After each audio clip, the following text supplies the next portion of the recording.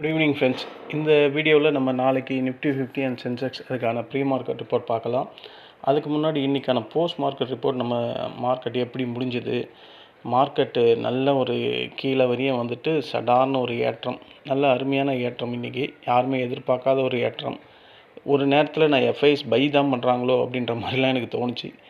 இன்றைக்கி காலையில் நிஃப்டி 50 ஒரு 161 பாயிண்ட் மைனஸு, சென்செக்ஸ் ஒரு 430 பாயிண்ட்டு மைனஸில் தான் ஓப்பன் ஆச்சு.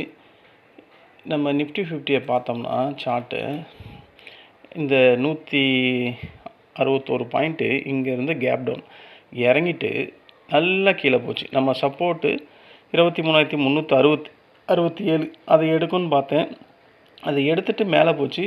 பட் செல்லிங் ப்ரெஷர் அதிகம். எனக்கு அந்த இடத்துல பிரெண்ட் க்ரூட் ஆயில்லாம் அப்போ ரொம்ப ரேட் அதிகம். ஸோ ஃபைனலாக 23,318 தான் அது எடுத்துகிட்டு அதுக்கப்புறம் மார்க்கெட் ஏற ஆரம்பித்தவன் எப்போ இறங்கினான்னா 1:45 வரையும் ஏறிக்கிட்டே தான் இருந்தான்.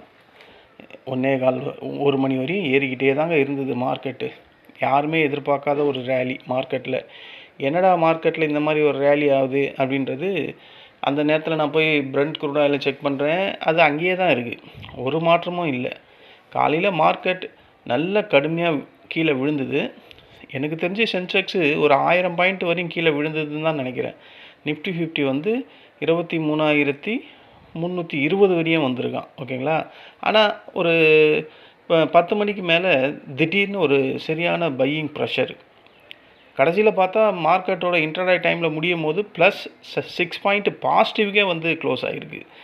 எல்லாமே ஆச்சரியமாகவே இருந்தது. இன்றைக்கி காலையில் மார்க்கெட் கீழே விழுந்ததுக்கு main reason middle east tension, crude oil price அதிகமாக இருந்தது, யூஎஸ் பாண்ட் ஈல்டு அதிகமாக இருந்தது. இதனால் எல்லா இன்வெஸ்டர்ஸும் வந்து பேனிக் ஆகி பயங்கரமாக செல் பண்ண ஆரம்பித்தாங்க. காலையில் 10 மணி வரையும் தான் இது நடந்தது.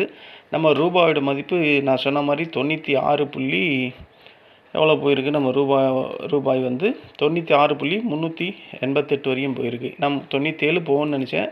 ஆனால் நான் சொன்னதில் முக்கால்வாசி தூரம் போயிடுச்சு. குளோபல் மார்க்கெட் வீக்னஸாக இருந்தது. ஏஷியன் மார்க்கெட் அண்டு காலையில் அந்த மத்தியானத்தில் டாக்ஸ் கூட இன்றைக்கி டவுனில் ஓப்பன் ஆகிட்டு அப்புறம் இப்போ பாசிட்டிவ்க்கே போயிடுச்சு.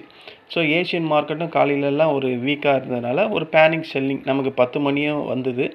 அப்புறம் ஏன் திடீர்னு மார்க்கெட் பவுன்ஸ் ஆச்சு 10 மணிலேருந்து 1 மணி வரையும் அப்படின்னா, முக்கியமான சப்போர்ட்டு இந்த 23,300, 200 இதெல்லாம் ஸ்ட்ராங்காக இன்னமும் இருக்குது.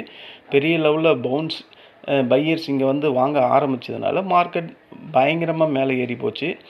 இந்த சப்போர்ட்டு 23,300 மார்க்கெட்டால் உடைக்க முடியல. அதனால் மார்க்கெட் அங்கேருந்து ஒரு கான்ஃபிடென்ஸான ஒரு பையிங் ப்ரெஷர். இதுக்கு பேர் தான் ஷார்ட் கவரிங் அப்படின்னு சொல்லுவாங்க. காலையில் மார்க்கெட் டவுன் ஆகிட்டு திடீர்னு பல அதாவது பல ஸ்மார்ட் ட்ரேடர்ஸ் எல்லாம் வந்து பையிங் பண்ண ஆரம்பிப்பாங்க. அந்த மாதிரி பையிங் பண்ணும்போது ஷார்ட் பொசிஷன் வச்சவங்கெல்லாம் அதிகப்படியாக ஆப்போசிட்டாக மாறும்போது அதை எல்லாமே அவங்க ஸ்கொயர் ஆஃப் பண்ணி ஆகணும். அந்த மாதிரி பண்ணும்போது தான் இந்த மாதிரியான கண்டினியூஸ் ரேலி வந்து மார்க்கெட்டில் வரும். ஓகேங்களா. இப்படி வந்தால் தான் இந்த மாதிரி கண்டினியூஸாக ஒரு ஷார்ட் கவரிங் ரேலி வரும், ஷார்ப்பாக வரும். இந்த மாதிரி ஷார்ப்பாக வந்தால் தான் அது ஷார்ட் கவரிங் அப்படின்னு சொல்லுவாங்க மார்க்கெட்டில்.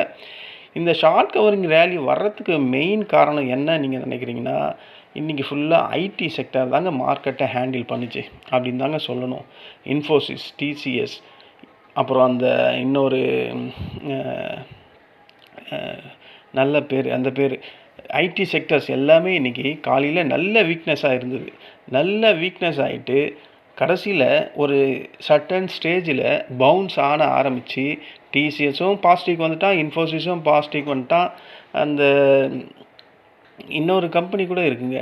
இந்த ஐடி ஸ்டாக்ஸ் எல்லாமே வேகமாக வந்து மேலே வந்ததுனால தான் நிஃப்டி 50 இன்றைக்கி ரெக்கவரி ஆச்சு. ஸ்மார்ட் பையிங் அதுதான் இதுக்கு பேர். இந்த இடத்துல ரீட்டைல் பேனிக் செல்லிங் நடந்திருந்தாலும் இன்ஸ்டிடியூஷன் பையிங் அப்படின்றது இதை தான் சொல்லுவாங்க. ஸ்மார்ட் மணி டிப் அப்படின்னு சொல்லுவாங்க. இந்த மாதிரி ஸ்மார்ட் மணி பையிங் உள்ளே வர்றதுனால தான் மார்க்கெட் வேகமாக ஏறிச்சு. இன்றைக்கி புல் மார்க்கெட் பியர் மார்க்கெட்லேருந்து புல் மார்க்கெட்டுக்கு மாறின ரீசன் இது தான். ஓகேங்களா. 23,400, 23,300 இதெல்லாம் ஸ்ட்ராங்கான சப்போர்ட்டு. இதுக்கு மேலே மார்க்கெட் 23,800க்கு மேலே க்ளோஸ் ஆனுச்சுன்னா மார்க்கெட் ஒரு புல்லிஷ் ட்ரெண்டுக்கு போகும். இல்லைனா இதுக்குள்ளேயே இருந்தால் இதே மாதிரி பிரச்சனை நடந்துக்கிட்டே இருக்கும். இன்றைக்கி மார்க்கெட்டை மேலே தூக்கிய ஸ்டாக்ஸ் எதெல்லாம் நம்ம சொன்னால் அந்த ஐடி ஃபீல்டு தான் ஃபஸ்ட்டு வருது. Infosys, Tech Mahindra, Tata Consultancy, Bharti Airtel, Coal India, இந்த மாதிரி ஸ்டாக்ஸ் எல்லாம் இன்றைக்கி மார்க்கெட்டை மேலே தூக்கி வந்தது. குறிப்பாக ஐடி செக்டர் தான் மார்க்கெட்டை இவ்வளோ பெரிய ஷார்ட் ஃபால்லேருந்து மிகப்பெரிய அந்த ஷார்ட்டெல்லாம் மைனஸ் பண்ணிட்டு லாஸஸ் எல்லாம் மைனஸ் பண்ணிட்டு ப்ளஸ் 6க்கே கொண்டு வந்து நின்னது முழுக்க ஐடி செக்டர் தான். அதில் பர்டிகுலராக Infosys, Tech Mahindra, TCS, Bharti Airtel, இந்த மாதிரி ஸ்டாக்ஸ் எல்லாம். ஓகேங்களா? ஐடி ஏன் ஏறுச்சு? ருப்பி பெரிய லெவலில் கீழே விழுந்தது. இந்த ஐடி செக்டர்ஸ்லாம் டாலரில் ரெவன்யூ ஜென்ரேட் பண்ணுறவன். அதனால் மார்க்கெட்டில் இது பாசிட்டிவாக இன்றைக்கி மட்டும்தான் நடந்திருக்கு. எப்போவுமே இதே மாதிரி தான் நடக்குது, அப்போல்லாம் நடக்க வேண்டியது தானே. இன்றைக்கி மட்டும் ஏதோ மார்க்கெட்டில் நடந்திருக்கு. இதுதான் மார்க்கெட் ஏறினதுக்கான ரீசன். மார்க்கெட்டை எதிராக கீழே இழுத்துக்கிட்டு வந்ததுன்னா அந்த State Bank of India, Punjab National bank, Canara bank, இந்த மாதிரி பேங்க் செக்டர்ஸ் எல்லாம் மார்க்கெட்டை கீழே தான் கொண்டு வந்து. இதுதான் இன்றைக்கி மார்க்கெட்டில் ஏற்றம் இறக்கத்துக்கான காரணம். சிம்பிளாக ஒரே ஒரு முடிவு சொல்லணும்னா, காலையில் மார்க்கெட் கிராஷு, ஐடி ஸ்டாக்ஸ் பையிங்கால் மார்க்கெட் ரெக்கவரி ஆச்சு, ஷார்ட் கவரிங் ட்ரிகர் ஆகிருக்கு. இன்ஃபோசிஸ், டெக் மகேந்திரா, டிசிஎஸ் பயங்கரமான சப்போர்ட்டு. நிஃப்டி ஃபுல் ரெக்கவரி செஞ்சு இன்றைக்கி க்ரீன்லேயே க்ளோஸ் ஆகிருக்கு. இதுதான் இன்றைக்கான போஸ்ட் மார்க்கெட் ரிப்போர்ட்டு.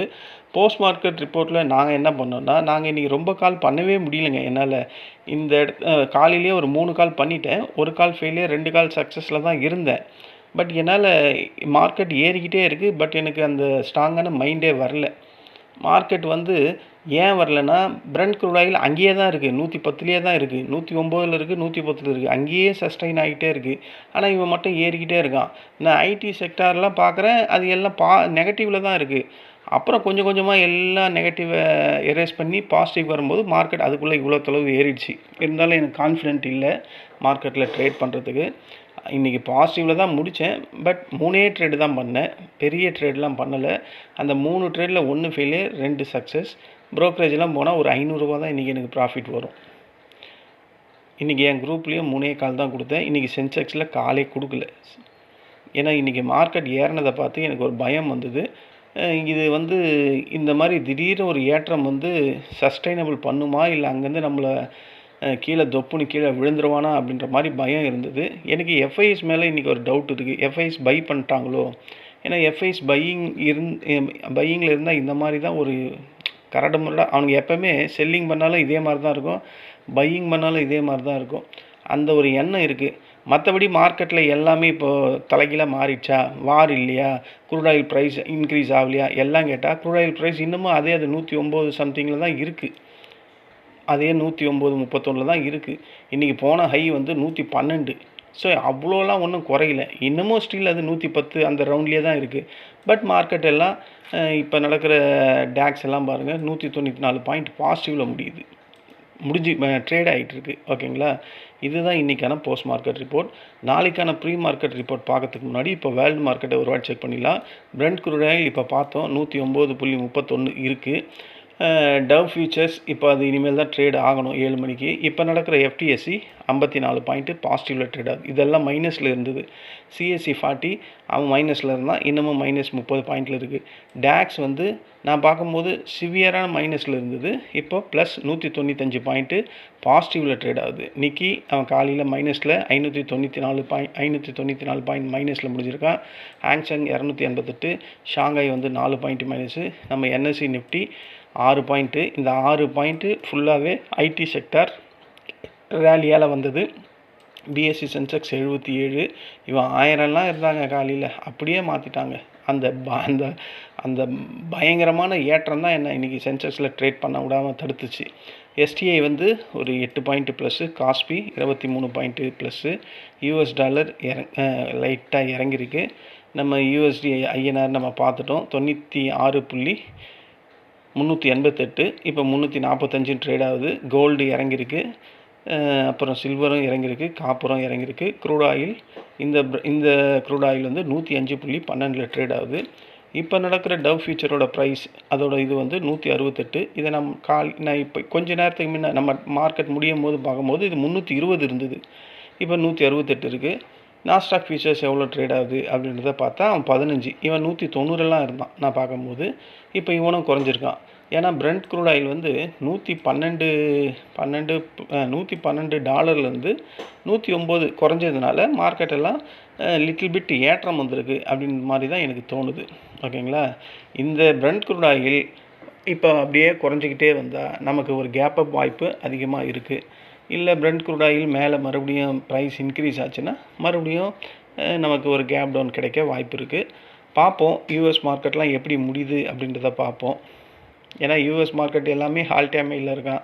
அங்கே கரெக்ஷன் வந்தாலும் ஒரு பிரச்சனையும் இல்லை. நம்ம இப்போ தான் தகிடந்தோம் போட்டுக்கிட்டுருக்கோம். இந்த 23,300க்கும் 23,800க்கும் இங்கேயே நம்ம ட்ரேட் ஆகிட்டு இருக்கோம். அவங்க எல்லாம் ஆல் டைம் ஹையிலே இருக்காங்க. அங்கேருந்து கரெக்ஷன் வந்தாலும் பெரிய லெவலில் அவங்களுக்கு பிரச்சனை இல்லை. நம்மளது அப்படி இல்லை. நம்ம இண்டெக்ஸ் வேறு மாதிரி இருக்குது. இருந்தாலும் இன்றைக்கி 7 மணிக்கு மேலே யூஎஸ் மார்க்கெட் முடிகிறத பொறுத்து தான் நமக்கு கேப் அப்பாக கேப் டவுனா அப்படின்றது தெரியும். மார்க்கெட் என்னை பொறுத்தவரையும் இன்னமும் அந்த வீக்னஸில் தான் இருக்குது. மார்க்கெட்டில் எந்த ஒரு பாசிட்டிவிட்டியும் வரல. இன்றைக்கி எஃப்ஐஎஸ் பையிங்கில் இருந்தால் அது ஒன்று தான் பாசிட்டிவிட்டியாக எனக்கு தோணுது. மற்றபடி மார்க்கெட்டில் நம்ம ரூபாய் மதிப்பு புதிய லோவை பிரிண்ட் பண்ணியிருக்கு இன்றைக்கி. ஸோ எல்லாமே பேட் கண்டிஷன் தான் நம்ம மார்க்கெட்டில். நமக்கு இன்னும் பிரச்சனை, க்ரூட் ஆயில் பிரச்சனை இருக்குது.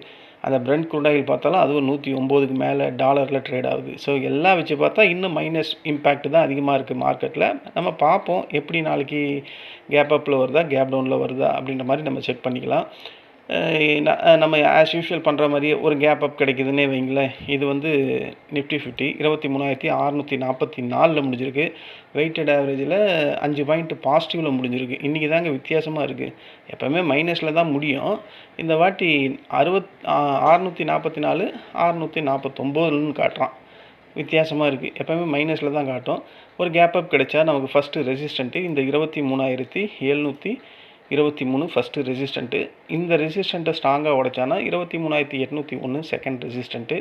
அதை ஸ்ட்ராங்காக உடைச்சா 23,857 இது தேர்ட் ரெசிஸ்டண்ட்டு. இந்த 3 ரெசிஸ்டண்ட்டு போதும். நான் சொன்னேன் நேற்று ரெசிஸ்டண்ட்லாம் போகிறதுக்கு வாய்ப்பு இல்லைன்னு. ஆனால் நான் சொன்னேன் அதே நேரத்தில் சப்போர்ட்டு கடைசி சப்போர்ட்டு இதை பார்ப்போன்னு சொன்னேன். அதுவும் வந்தது. நேற்று நான் சொன்ன மாதிரியே எல்லாமே நடந்தது. பட் என்னால் ட்ரேடு தான் பண்ண முடியல. உண்மையை சொன்னால் 3 ட்ரேடு தாங்க ரொம்ப நாளுக்கு அப்புறம். இந்த இதெல்லாம் நான் பார்ட்டிசிபேட் பண்ணுவேன். எனக்கு இந்த க்ரூட் ஆயில் வந்து அந்த ரேஞ்சிலே இருக்கும்போது எனக்கு பாசிட்டிவ் சைடில் போகணும் அந்த எண்ணமே வரவே இல்லை. புட் சைடில் தான் போகணுன்னு இருக்குது. ஆனால் மார்க்கெட் ஏறிக்கிட்டே இருக்குது. அதனால் டபுள் மைண்டில் ட்ரேடே பண்ணாமல் விட்டுட்டேன்.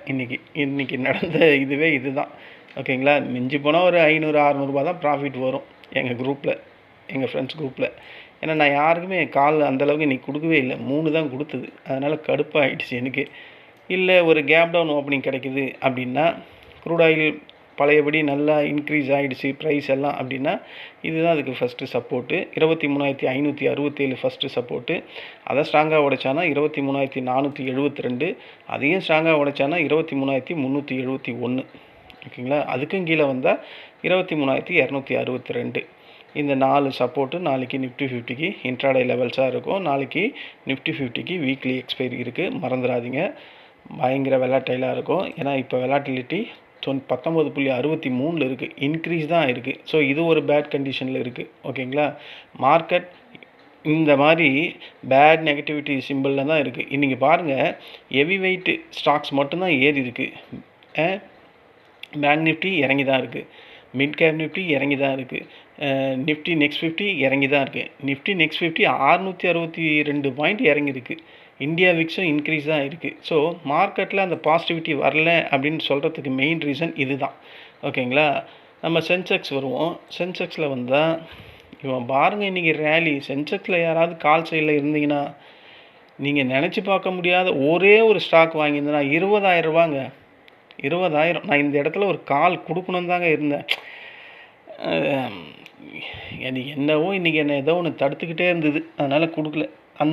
அதை நான் எல்லாம் குரூப்பில் போடுற லெவல்லாம் போயிட்டேன் பையிங்க்கு இந்த இடத்துல. என்னவோ தெரில வேணான்னு விட்டுட்டேன். நான் கொடுத்த அந்த 570 ரூபா நினைக்கிறேன். ஒரு கால் சைடில் ரூ. 570 இருந்தது அப்போது. இது இந்த இடத்துல ட்ரேட் ஆகும்போது அது 570 இருந்து நான் கொடுத்தேன். அது 1155 வரையும் போயிருக்கு. அதாவது இங்கேருந்து இது வரையும் இந்த இடத்துலேருந்து இந்த இடம் வரையும் போயிருக்கான். நம்பவே முடியல. அவ்வளோ இடம் நான் வெயிட் பண்ண மாட்டேன்னு வச்சிங்களேன். அட்லீஸ்ட் ஒரு 3000 4000 அசால்ட்டாக வந்திருக்கும். அந்த பயம்தான். அந்த பயம் இன்றைக்கி என்னை தடுத்துடுச்சு. அதனால் இதில் ட்ரேட் பண்ணல. எந்த ஒரு இதுவும் கொடுக்கல. இது ஒரு பேஸ் லைனில் முடிஞ்சிருக்கு. 75,332. ஒரு கேப் அப் வந்தால் first resistant 75,500, second resistant 75,732, third 75,968 இருக்குது. இந்த 3 ரெசிஸ்டண்ட்டு நாளைக்கு சென்செக்ஸுக்கு இன்ட்ராடே லெவல்ஸாக ஆக்ட் ஆகும்.